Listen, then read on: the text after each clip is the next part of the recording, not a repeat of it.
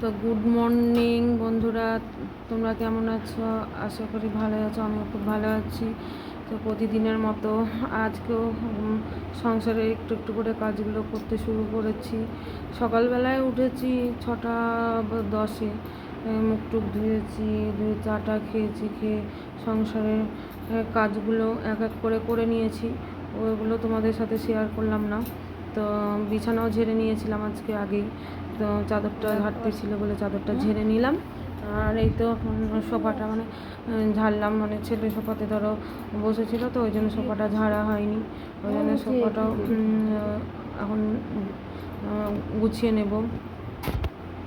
কী বলো তো, সংসারে তো একটা কাজ না, একটার উপর একটা কাজ লেগেই থাকে।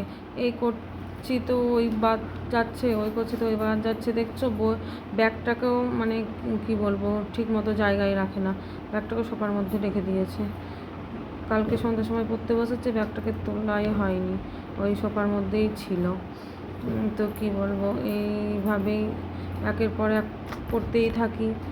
ধরো আর মা তো বাজারে গিয়েছিল, এবার সবজি আনতে গেছে, হয়তো কী সবজি নিয়ে আসবে জানি না।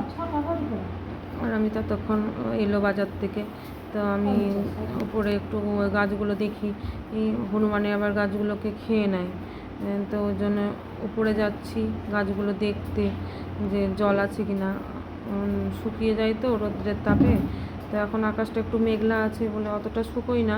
কালকে জল দেইনি গাছে, তো আজকে দেবো বলেই উঠে আসলাম ছাদে, যে দেখি গাছগুলো জল আছে কি না।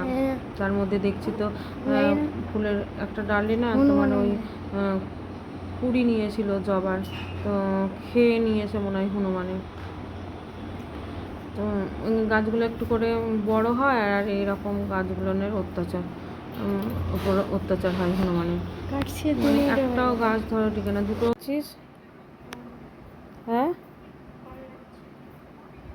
স্কুলে যাবি না? কেন যাবি না?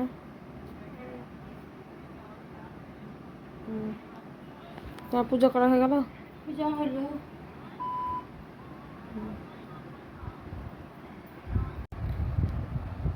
সব কাজ ছেড়ে একটু বিছানায় আসলাম, শরীরটা ভালো করছে না বলে।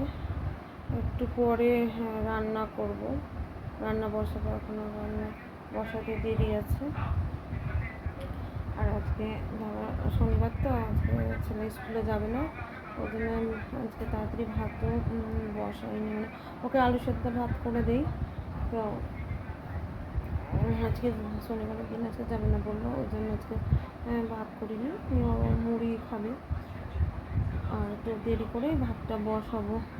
তো বন্ধুরা, তোমার আমার ভিডিও যদি ভালো লাগে তো একটু সাপোর্ট করো, লাইক কমেন্ট সাবস্ক্রাইব করে দিও। তোমাদের এক একজনের হেল্প আমাকে একটু করে এগিয়ে নিয়ে যাবে। তো প্লিজ একটু পাশে থেকো আমার। তোমরা আমার পাশে না থাকলে আমার ভিডিও করার মনটাই ভেঙে যাবে। তোমরা একটু পাশে থেকো। ও মনে হয় খুলে চলে আসছে না মা, এত জ্বালাচ্ছে বাচ্চাটা। একটা খাঁচা কিনতে হবে, খাঁচা না কিনলে হবে না, খাঁচার ভিতরে ভরে রাখতে হবে, ওকে বন্দিখানায় রাখতে হবে। আসবে আর ঠাকুরের কাছে যাবে, আর ওই ঘটের জিনিসগুলার ফেলবে। এত অত্যাচার খরগোশটা। খিদে পেয়েছে মনে হয়, দেখো ওই জন্য ও উৎপাত করছে। খিদে না পেলে ওরকম করে না, খিদে পেলে ওই নিচে একবার উপর একবার এরকম করবে, আর যতক্ষণ না খাবে ততক্ষণ যাবে না। ঠাকুর ঘরের দরজাটা বন্ধ করে দাও মা, নাহলে আবার সব এসে ফেলবে।